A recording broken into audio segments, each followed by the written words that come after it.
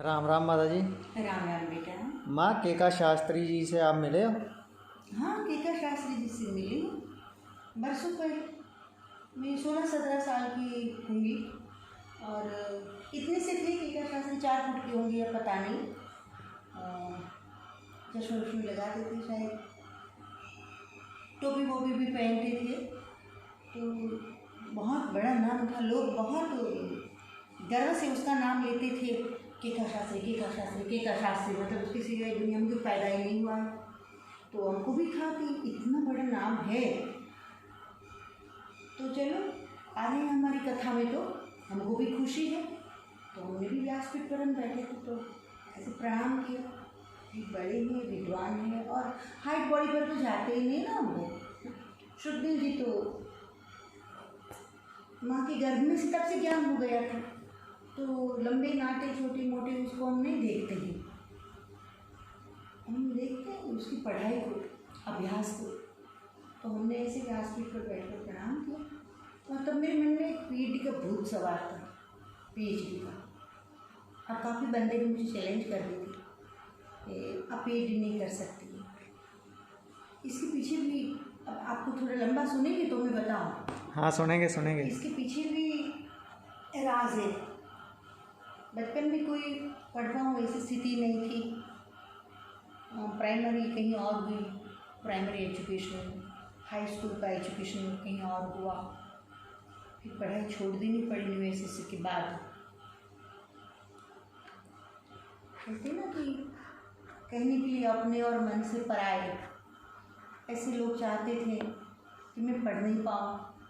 घर के लोग, दुनिया तो कहते हैं कि दया या भगिनी मूर्ति, बहन तो दया का रूप होता है, लेकिन मुझे तो घर में ही रैम्प और विलन्स का अनुभव काफ़ी हुआ।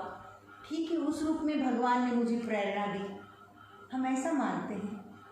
क्योंकि पॉजिटिविटी हमारी जो खत्म हो जाएगी तो हम हमारे लिए भी कुछ नहीं कर पाएंगे, नहीं दूसरों के लिए कुछ कर पाएंगे। इसलिए दृष्टि हमेशा हमने कोशिश की कि साफ रखें और खुद को हर बात में से कुछ न कुछ सिखाते रहें, हर व्यक्ति में से।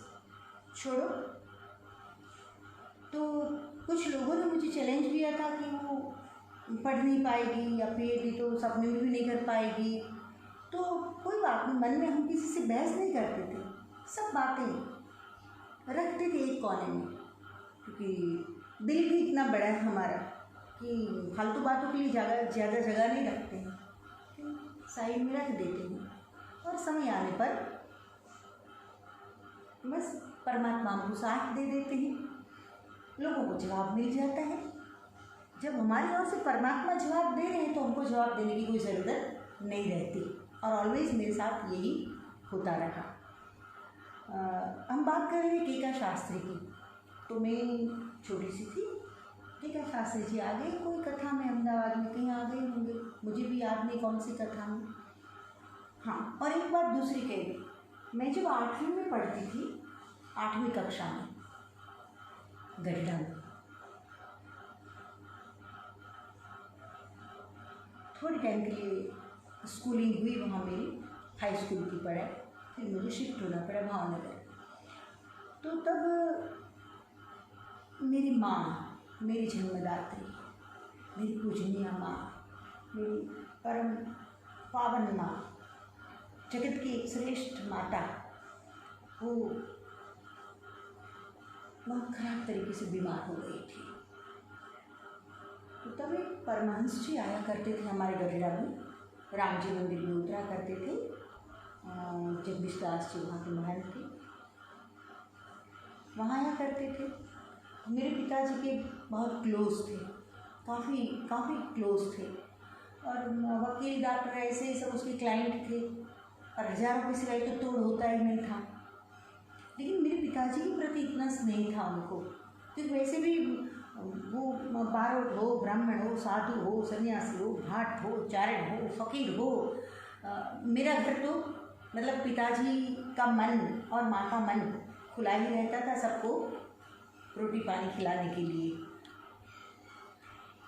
तो परमहंस जी आया करते थे मेरे घर, तो बहुत अच्छे ज्योतिषी थे, बहुत अच्छे ज्योतिषी, और एक प्रमाण नहीं, सैकड़ों प्रमाण हमारे पास, गढड़ा के ही सैकड़ों प्रमाण थे नज़र के सामने। और सबसे बड़ा प्रमाण तो मैं ही हूँ कि उसने मेरे पिताजी को कह दिया था कि आपकी वाइफ जो है वो सुसाइड कर लेगी, तो आप सावधान रहना और इसको संभालना। मेरे पिताजी ने मुझे बताया कि बेटा तू एक समझदार है घर में। मैंने कहा पिताजी आप चिंता मत कर, आपके लिए खाना बनाना, आपको नौकरी पर जाना, माँ को संभालना, मेंटली डिस्टर्ब हो गई थी माँ, उसको संभालना सब मेरी जिम्मेदारी, घर को संभालना सब मेरी जिम्मेदारी, आप निश्चिंत हो जाओ। और पिताजी हम पर इतना भरोसा करते थे कि पिताजी निश्चिंत होकर नौकरी पर जाते थे। हाँ, तब तो फ़ोन वोन तो कुछ था नहीं, लैंडलाइन भी नहीं था, और जब में 5 रुपया होते थे तो 25 रुपये साधु संतों को पिताजी बांट देते थे। तो इसमें तो फ़ोन का तो दूर दूर तक सोच ही नहीं सकते थे। लेकिन आज टेलीफोन की ज़रूरत नहीं थी, टेलीपैथी बड़ी ज़बरदस्त थी मेरे माता पिता के साथ। छोड़ो, मेरी लंबी कहानी मुझे नहीं कहनी, लेकिन परमहंस जी को अच्छे अच्छे वकील, डॉक्टर, वो चंद्रकांत ठाकर दर के गढड़ा में एक वकील थे, दूर दूर में हमारे परिवार से थे, संबंध से जुड़े हुए हैं, और अच्छे अच्छे डॉक्टर, ये सब बहुत मानते थे परमहंस जी को।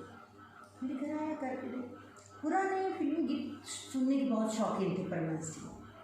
तो मेरे घर आते थे तब बैठकर कहते थे कि कोई गीत सुना, तो हमको तो किसी ने कहा नहीं और हमने गाना शुरू कर दिया। मैंने एक गीत सुनाया था, याद है मुझे बराबर, मधुबन में राधिका नाचे रे गिरधर की मुरलिया बाजे रे।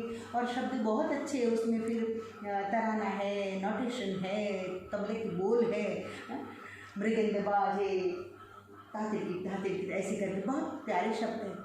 तो हमारे ऊपर बहुत प्रसन्न हो गई और मुझे पूछा कि बेटी तेरा हाथ दिखा, मैं ज्योतिष आपको देख देखा। मैंने कहा ठीक है बात, हम तो ज्योतिष में मानते हैं नहीं, आज भी नहीं मानते। हाँ, ज्योतिष वेद का एक अंग है, हम खुद अभ्यास करते हैं। ज्योतिष की कम से कम 50 बुक मैंने पढ़ी। ज्योतिष को एज ए प्रोफेशन मैंने अपनाया होता तो सबसे ज़्यादा पैसे मेरे पास होता दुनिया में। लेकिन ये पैसों के लिए सब हम कुछ नहीं करते हैं। हाँ, हमारी खुशी के लिए, अभ्यास के लिए तो पढ़ लेते हैं, बात अलग है। थोड़ी विस्तार से बात चलेगी बेटा। तो फिर मैंने ये हाथ दिखाया, बोले ये नहीं, डाबो हाथ लड़कियों का ये देख। हमने कहा नहीं, हमारा ये हाथ भारी है ज़्यादा। तो मतलब मजाक मस्त तो बचपन से करते थे। बोले नहीं बेटा वो, मैंने कहा दोनों देखे भाई। અને મેં क्या गुजराती शेरमा लख्યું છે कि कोई ना ये हाथ में मारू नसीब क्या थी મળે। कोई मेरा हाथ पकड़ कर देखे ये आपका नसीब, ना ना ना ना, कोई मेरा हाथ पकड़ कर मुझे नहीं बता सकता। हम खुद हमारा नसीब बना लेते हैं, हमारा स्वभाव ऐसा है। ऐसी लड़कियां बैठ जाती पीड़ितिया ज्योतिषी के पास तो ऐसे ऐसे उन मालूम से हम नहीं हैं। और वो भी जानते थे हमें ये थोड़ी लड़की अलग है। तो मुझे मैंने कहा, बोले आप क्या जानना चाहते हैं? मैंने कहा विद्या के बारे में, हम कितना पढ़ पाएंगे, क्योंकि चारों ओर से मतलब एक जान और 100 दुश्मन है, काहे जानी बूटी तकदीर में मेरे दिल अंधेरे ही अंधेरा है, नज़र आती नहीं मंजिल, तड़पने से ही क्या हासिल। ये स्थिति थी हमारी, हम ये जानते थे। इसलिए हमने पूछा कि विद्या के बारे में बता, क्योंकि सब दुश्मन थे। हाँ, मेरे माँ बाप के सिवाय, माता पिता को छोड़कर छोटे से बड़े तक सब दुश्मन थे। मैं पढ़ने को कोई चाहता ही नहीं था। तो परमहंस जी ने बोल दिया कि 8वीं 9वीं से ज़्यादा आगे नहीं पढ़ पाओगे, 8वीं 9वीं से ज़्यादा नहीं पढ़ पाओगे। लेकिन हार माने तो हम हरेश्वरी कैसी, हम कोई बात नहीं।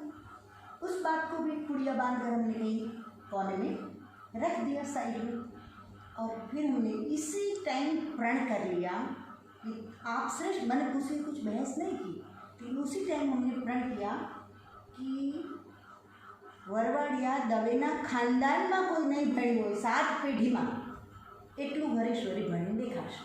मैंने तय कर लिया 7 पीढ़ी में कोई नहीं पढ़ा हो, इतना हम पढ़ेंगे। और उनके कहने के हिसाब से बाधाएं तो आती रही, विघ्न तो आते रहे, लेकिन हमारे मन में तो एक ही बात पड़ी थी, पीएचडी। समझ में आया? हाँ। और ये भी रामायण पर, ये भी रामायण पर। तो अब कम टू द पॉइंट, केका शास्त्री की मैं बात कर रही हूँ। एक तो पढ़ाई भी छूट गई यूएसएससी के बाद हमारी, और लंदन गए, लाखों लोग सुनने लगे मुझे, क्योंकि धर्म के नाम पर तो कोई भी भगवा पहनकर बैठ जाता है, या राम के नाम पर रावण भी आ जाता है भगवा पहनकर, तो सीता खुद का हरण करवा लेती है। ये हमारी संस्कृति है। तो लोग तो, भीड़ तो इकट्ठी होना बहुत स्वाभाविक है भारत में, तो भीड़ बहुत होती थी, लेकिन ऑलवेज मेरे मन में ये होता था कि नहीं, विद्या प्राप्ति, विद्या प्राप्ति, विद्या प्राप्ति। ये एसएससी ये कोई स्टैंडर्ड नहीं है, क्योंकि हर बंदा ये पूछता था कि तुम्हें કેટલું ભણ્યા, फिर वैम्बली में जाओ तो भी ये पूछे, साउथ अफ्रीका में जाओ तो भी ये पूछे, कहीं भी में जाओ आप कितना पढ़े। तब ज़्यादा बोध भी नहीं था, आत्मज्ञान का कोई संबंध नहीं है किताबी ज्ञान से। एकेडमिक नॉलेज अलग चीज़ है, आत्मज्ञान अलग चीज़ है, लेकिन फिर भी एक खटका मन में रहता था, ये तो सारा गलत है। और लोग भी ऐसे हैं ना पागल, कि भाई खाली हरीश्वरी बेन लिखो तो अलग चीज़ हो जाती है, और डॉक्टर हरीश्वरी लिखो तो बोले गधे के डॉक्टर हो, तो लोगों का नज़रिया बदल जाता है। ये भी मैंने देखा। तो तब से ही मन में पीएचडी थोड़ा पढ़ रहा था। तो फिर मीनवाइल वो अहमदाबाद में जो ये कोई कथा थी मेरी और केका शास्त्री जी आ गए, तो हमने हाथ जोड़े, और मुझे हुआ कि केका शास्त्री अगर कोई मार्गदर्शन दे देगा हमको कुछ, तो रास्ता सरल हो जाएगा, कम से कम पढ़ा लिखा आदमी का हौसला तो बढ़ाएगा। तो मैंने उसको धीरे से कहा कि मुझे शास्त्री जी, मुझे पीएचडी करना है। तो पीएचडी करो એટલું આસાન નથી, એટલું સહેલું નથી। वो केका शास्त्री, समझते हो? हाँ। ये केका शास्त्री बोल रहे हैं। हाँ? मुझे हुआ कि ठीक है, 24 फुट की हाइट है, तो इतनी हाइट है उसकी, इसके आगे कुछ पहुँचे नहीं है, ऐसा मुझे लगा। तो बोले कि રમત વાત નથી કે એમ કાંઈ પીએચડી ન થઈ, એમાં તમે કેટલું ભણ્યા? મેં ન્યૂ એસએસસી પાસ કર્યું છે। તો કે એ ન્યૂ એસએસસી પછી 11મું 12મું કરવું પડે, પછી 3 વર્ષ તમારે ગ્રેજ્યુએશન કરવું પડે, પછી 2 વર્ષ એમએ કરવું પડે, પછી પીએચડી થાય। 20 વર્ષથી પીએચडी करનારે હજે પૂરું નહોતું। इस तरह से उसने मुझे निग्लेक्ट किया। तो किसी, एक अपराध है, एक पाप है। कोई भी स्टूडेंट आपके पास आए, कोई भी स्टूडेंट है, तो इस तरह से बिहेव नहीं करना चाहिए। ठीक है, केका शास्त्री तो नहीं थे, लोग कहते 100 साल जिए, ऐसे चलते थे, हेल्दी रहे, लेकिन यहाँ से हेल्दी नहीं था, मुझे तो ये मेरी फीलिंग है। आपके लिए चाहे कुछ नहीं हो, हमको कोई तकलीफ नहीं है, उसकी व्याकरण को, उसकी पढ़ाई को हम आज भी प्रणाम करते हैं, लेकिन यहाँ से बात करें तो यहाँ से हेल्दी नहीं था, नहीं यहाँ से था, ये भी हकीकत है। इस तरह से निकले। तब मुझे लगा कि क्या ये जनरली सारे पंडित होते हैं, वो यही चाहते कि कोई एक कॉम्पिटिटर में खड़ा नहीं हो जाना चाहिए, कोई और विद्वान नहीं, सब मेरे पैर पकड़ के ही रहे। हाँ, कोई और विद्वान पैदा और विदुषी पैदा नहीं हो जानी चाहिए, ऐसा 100%, 101%। हाँ, मेरी आँखों ने जो देखा, उसका जो रवैया देखा, मेरे दिल ने जो मुझे कहा, ये गलत नहीं था। फिर तो तब से हमने ठान लिया, और फिर धीरे पढ़ाई हमने शुरू रखी। काफ़ी स्ट्रगल किया, क्योंकि एक और जूनागढ़ आश्रम संभालना, स्टाफ के लिए पैसे भी मेरे पास नहीं, हो सबको पगार चुकाना, एक और वृद्ध पिताजी मेरे साथ रहते थे, उसको संभालना, और भी काफ़ी जिम्मेदारियां मेरे ऊपर थी। कथा भी करना, खुद को भी संभालना। आज गुजरात में है तो दूसरे दिन कहीं एमपी में कथा हो तो वहाँ पहुँचना, और बहुत सारी बातों को, क्योंकि मुझे डांस भी सीखना था, मुझे म्यूज़िक भी सीखना था, मुझे उपनिषद वेद ये सब भी पढ़ना था, मुझे गीत गज़ल शेर शायरी ये तो मेरी रग रग में है, तो इसमें भी मुझे रस लेना था। मैं खुद को मार कर कुछ नहीं कर सकती हूँ, खुद को मैंने कभी मारा नहीं है।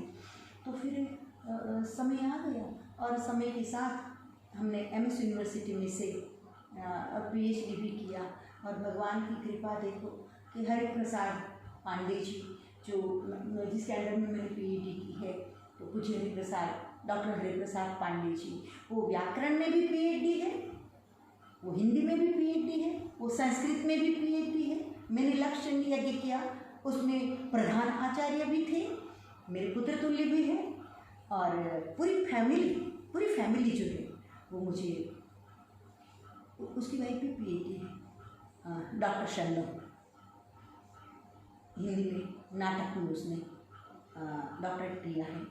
तो कहने की बात ये है कि जब ऊपर वाला साथ देने लगता है, हजार हाथ वाले का जब साथ मिल जाता है, सहस्र शीर्षा पुरुषा सहस्राक्ष, पुरुष सूक्त में कहा है हमारे यहाँ कि वो भगवान कैसे है, तो कि परमात्मा का स्वरूप का वर्णन किया है। सुनना बेटा शिंदा, बहुत प्यारी बात है कि वो ऐसा नहीं कहा है उसमें कि हाथ में धनुष बाण है या बांसुरी बजाते हैं या नाच रहे हैं, ना, वो परमात्मा कैसे, सहस्र शीर्षा, हजारों सर है उस भगवान के, उस पुरुष के हजारों सर है, सहस्र शीर्षा पुरुषा सहस्राक्ष, वो परमात्मा के हजारों आँख है, हजारों हाथ है, हजारों पैर है। तो ऐसे पर वो, और ये पूरी दुनिया यही तो है, ये पूरा विश्व है, वो ईश्वर स्वरूप है। और इस तरह से जब हजारों हाथ वाले, हजारों नेत्र वाले, हजारों मस्तिष्क वाले का जब साथ मिलता है, सहारा मिलता है, तो दो हाथ वाले और छोटी सोच वाले बंदा तो बेचारा स्वाभाविक है ये कहाँ खो जाता है, समझ में नहीं आता। तो ऐसा होता रहता है बेटा। हम आपसे भी यही कहेंगे कि ऐसे बंदों के साथ ही रहना जो आपका हौसला बढ़े, ताकि किसी की चमचागिरी करके उसके आगे पीछे, किसी के पीछे मत घूमना बेटा। इरफान ने एक अच्छा, मतलब वैसे तो इरफान खान बोले हैं, लेकिन जो डायलॉग लिखने वाले होंगे उसको ही श्रेय जाता है। और एक मुझे याद आ रहा है वाक्य, एक फिल्म में कहीं वो बोला है कि मैं ऐसी ही बातों को सुनता हूँ जो मेरा हौसला बढ़ाता है। राम राम।